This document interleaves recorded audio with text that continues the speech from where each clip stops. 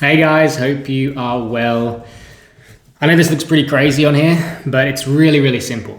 And the reason I'm shooting this video is because a lot of students and graduates and job seekers in general, they're struggling to get interviews. They're struggling to convert those interviews into offers. They're struggling to just get jobs in general. And they're wasting a lot of time. They're wasting money, and it doesn't have to be like that.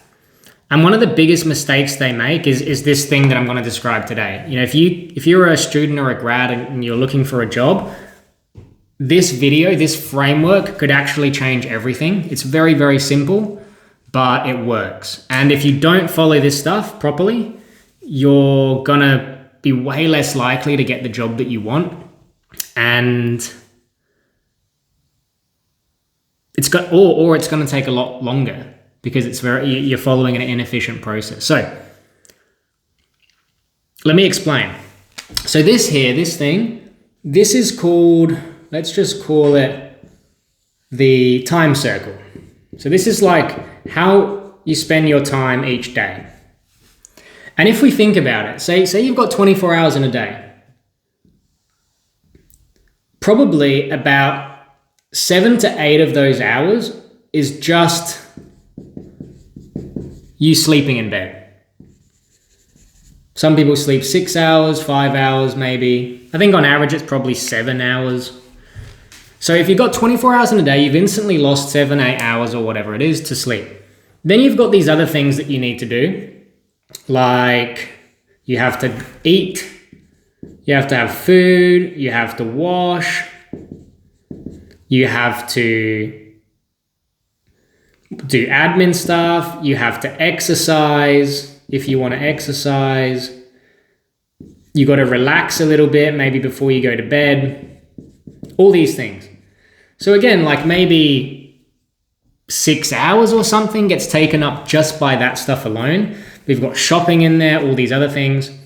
So maybe you're left with maybe like 8 hours a day to do what you want to do. And most people, they'll have a job. So they'll go to their job, they'll come home, they'll travel there if they have to travel, and then they do this stuff and they go to bed. That's kind of how most people's lives look. If you're job searching right now, especially if you're a student or a graduate, you might have all of this time free to job search. It might be maybe like 8 hours, 10 hours a day, but you might also be working a part-time job. So if you're working a part-time job, you might even have less than that. You might only have like 2 or 3 hours a day where you're job searching, right? Just here. Obviously, if you're not working part-time, you've got more hours in the day. So why am I showing you this? Let me explain something really quickly and it will all make sense. So you've only got, in summary, 3 or 4 hours, maybe up to 8 to 10 hours if you're not working a job and you've got time to job search each day. It depends how much time you're allocating to it. Now, let's look at this for a second. So where you are now is this little circle. And where you want to be is down here, which is getting your dream job, right? So ideally, you want to be spending like 8, 10 hours a day working on your dream job, building your dream career. And to get from here to here, it's quite simple. All you need is interviews,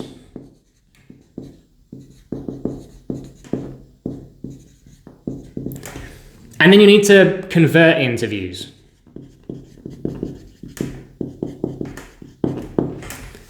You need interviews and you need to convert them. There are other ways to get jobs, but most of the time you kind of need interviews or some form of conversation with a decision maker, whether it's a video call or over coffee or in the office. And typically, like if you have 5 or 10 of these, you probably can't see that, it's a bit far, but if you had 5 or 10 of these, like you're pretty damn likely to get a job. Mostly with our clients, they only need 2 or 3 interviews to get a job. But let's say worst case, you're getting 5 to 10 interviews, you'll definitely get the job, provided you can convert them. And usually you'll convert at like 20, 30, 40, 50%. So 1 in 2, 1 in 3, 1 in 4, something like that. And then you're going to get your dream job, right? That's it. It's very simple. Interviews, and then you need to convert the interviews into offers. The issue is a lot of people are stuck right here. They're stuck between here and getting interviews. They're applying online, they're doing all these things, they're doing projects, blah, blah, blah, certifications, doing uni, and they're still struggling to get interviews. Some people, they're fortunate and they can get lots of interviews, but they can't convert them into offers. This is a much better place to be because all you have to do is improve your interviewing skills. So, now, why does this matter when it comes to this daily circle of time thing? Well, because if you've only got 2, 3, 4, 5 hours a day to job search, you want to make damn sure that the activities that you do during this time actually get you closer to your dream job. So if you're stuck here, you can't get interviews, you want to make sure the 3, 4, 5, 6, 7, 8 hours that you spend in a day job searching get you interviews. Because if you're spending time on things that don't get you interviews, then you're never going to get the job. It's that simple.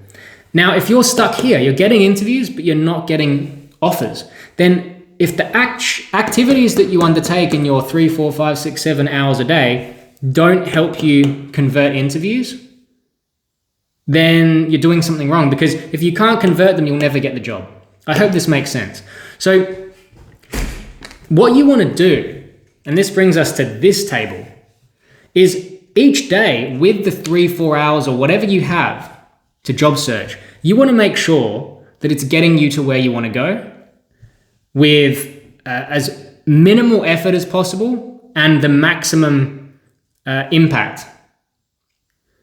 So what do I mean by this? Well, let's just hypothetically state you're stuck here. You're really struggling to go from where you are now to getting enough interviews. What you can do is you can get out like a spreadsheet or something, or a Google Doc, or just a notepad if you like, or a whiteboard, and just write down all the potential actions you could take to go from where you are now to getting interviews. And if you don't know what actions to take, that's when it's really useful to talk to people who are in the field, talk to people who really understand this stuff. Or if you just know within, yourself, what actions you can take and you know that which ones work, you can just do this yourself. Just brainstorm. Write down all the potential action items you could take to go from here to here. I'll give you some examples. So one of them could be, maybe you want to optimize your resume.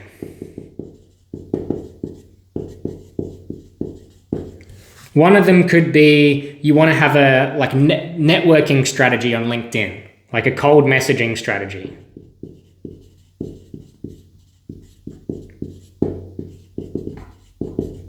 That you do every day on LinkedIn. Maybe you want to apply to jobs. Maybe you want to do more projects for your portfolio. You want to grow your portfolio. So basically just write down all of the actions that you could potentially take today to start getting interviews. The next thing you want to do is you want to put here,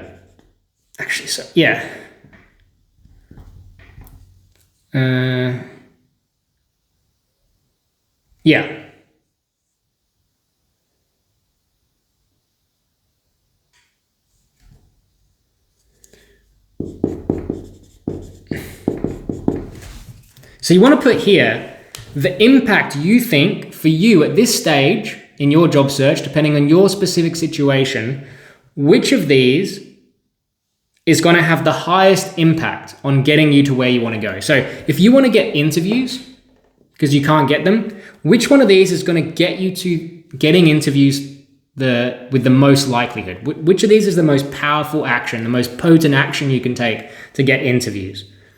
Let's assume that you've already got a decent resume, right? And you've already got one interview before. And you've had your resume reviewed and you know your resume is good. If that's the case, optimizing your resume probably isn't a good use of time, right? It's probably a 2 out of 10 use of time if you already have got it checked and you already know it's good. On the other hand, if you don't even have a resume, it's probably a 10 out of 10. that you need to get your resume done, because if you don't have a resume, it's really hard to get jobs. Ideally, you have a resume, because even if you network with people, they're going to ask you for a resume usually. So it depends on where you're at. Let's just assume you've already got a resume and it's good, right? You probably, this is probably like a 2 out of 10, because that's not really going to get you more interviews. Just continuing to optimize your resume. If you've got a pretty damn good resume, 7 or 8 out of 10, great, move on.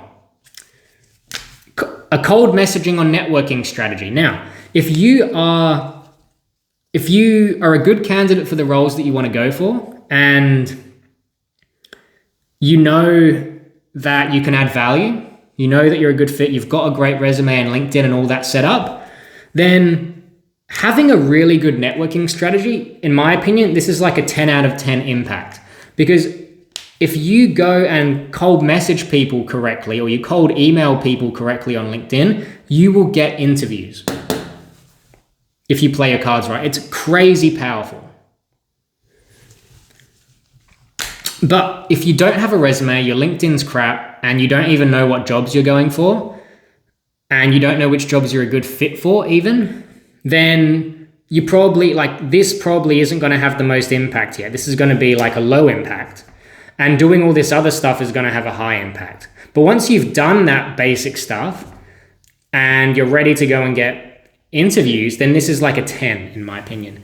Applying to jobs, in my experience, and this is different for everyone, I think applying to jobs is powerful. It can be probably like an 8 in terms of potency. I think cold messaging is much more powerful, given what I see with clients and what I've seen myself. But it's decently powerful. And again, if you're in your situation, you realize, when I network, actually it's not that effective, but whenever I apply, I seem to get interviews, then this would be a 10 for you.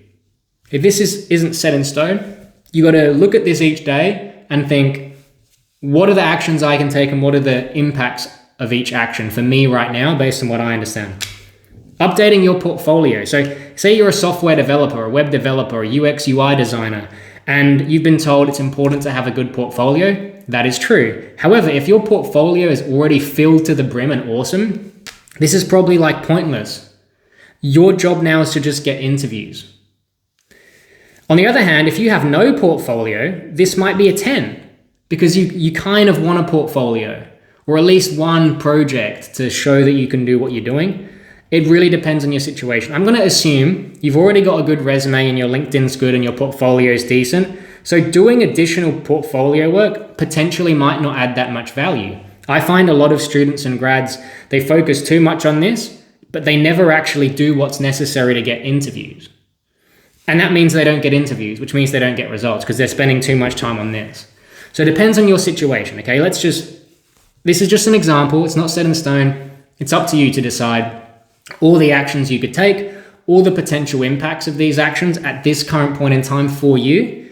Now, the next thing you want to do is try and have a measure for efficiency, actually try and quantify how much impact you can have per hour. So hypothetically, what we can do here is we can have something like, in fact, what we'll do is we want to see how impactful it is per hour. So let's put time efficiency.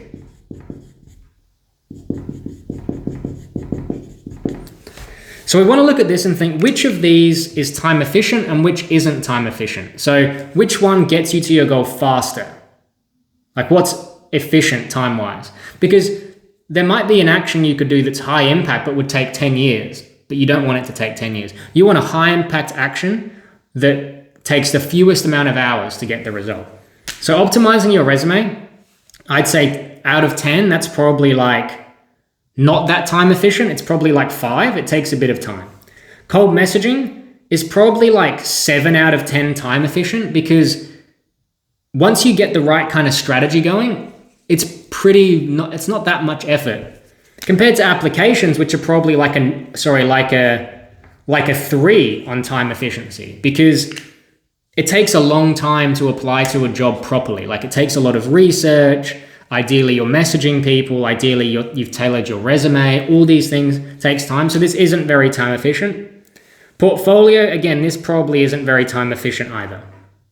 So you want to look at all the potential actions, how impactful is each one, and how time efficient is each one. Like, which one's the most efficient time-wise? Which one takes a long time? Which one is easier? Takes less time. Then what you want to do is do the total. And the total is, you want to look at the impact, and then you want to minus the time efficiency. So this one is a 2 impact, 5 time efficient. Sorry, that's not what I mean. You want to add both of these numbers up. So this one, 2 plus 5, that's a 7 for you right now. This one's a 10 and a 7, that's a 17 out of 20. This one's an 11, and this one's a 5, right? And the cold messaging strategy, that comes out top for me, because I'm assuming that you've already got everything in place. You've got your resume in place, your LinkedIn in place, your portfolio in place, everything's in place, and you just need to get interviews. And cold messaging is the most efficient way, in my experience, to get interviews. So that's why it's 17 out of 20. Whereas building on your portfolio is only 5 out of 20. So this is like, based on this analysis, this is the number 1 action item. This is the number 2 action item. This is the number 3 action item. This is the number 4. So now the final point I want to make here is, we are human. Humans can only work on one thing at a time. We're not like AI, where we can work on 10 things at once. We can focus on one thing at a time, and we can get that done. Once we've done that, we can move on to the next thing, right? Then we move on to the next thing, and the next thing, and the next thing. So if we can only do one thing at a time, we only want to do the best possible thing, right? The thing that's going to get us closest to our goal of, say, getting interviews, and the thing that is going to get us there in the shortest amount of time. So we want to figure out, what's that one thing? In this specific scenario, it's this. And we just want to do that. That's it.